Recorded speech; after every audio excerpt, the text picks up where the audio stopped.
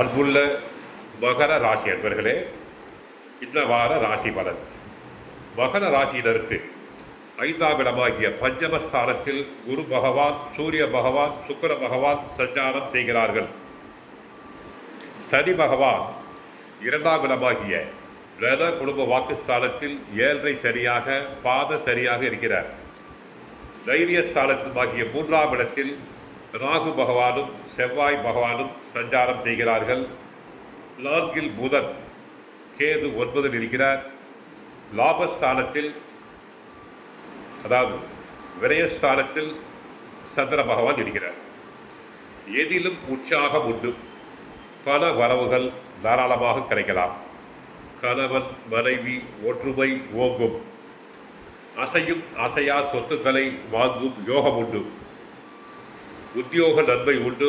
இடமாற்றம் உண்டு. டிரான்ஸ்பருக்கு முயற்சி செய்யலாம். நன்மை தரும் நாட்கள் செவ்வாய், புதன், சனி. வேலை இல்லாதோருக்கு வேலை கிடைக்கும். குருவுடன் சூரியன் இணைந்திருப்பதால் அரசு சம்பந்தப்பட்ட வேலைகள் நன்றாக முடியும். அரசு வேலைகள் கிடைக்கலாம். பிள்ளைகளின் கல்வி நன்றாக இருக்கும். பிள்ளைகளின் எதிர்காலம் நன்றாக இருக்கும். தந்தையாரின் உடல் நலனில் கவனம் தேவை. 5இல் சூரியன் இருப்பதால் சூரியன் தந்தைக்கான கிரகம். தந்தையாரின் உடல் நலனில் கவனம் தேவை. நோய், பாதம், கல்லீரல், முதுகு, வயிறு போன்ற உறுப்புகளில் கவனமாக இருத்தல் வேண்டும். ஏறத்தாழ மகர ராசியினருக்கு 90% கஷ்டங்கள், சனியினால் உள்ள கஷ்டங்கள் குறைந்துவிட்டன. இன்னும் சில நாட்களில் 7.5 சனி முடிவரை இருக்கிறது.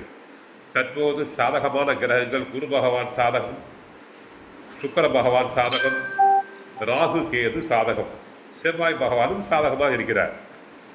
கடன்களை திரும்ப செலுத்துவீர்கள். சிக்கனமாக இருந்து வாழ்க்கையை வளப்படுத்த வேண்டும். மற்றபடி இந்த வாரம் இனிய வாரமாக அமைய வாழ்த்துக்கள். வாழ்க வளமுடன். ஓம் ஸ்ரீ ஆஞ்சநேயாய நமக.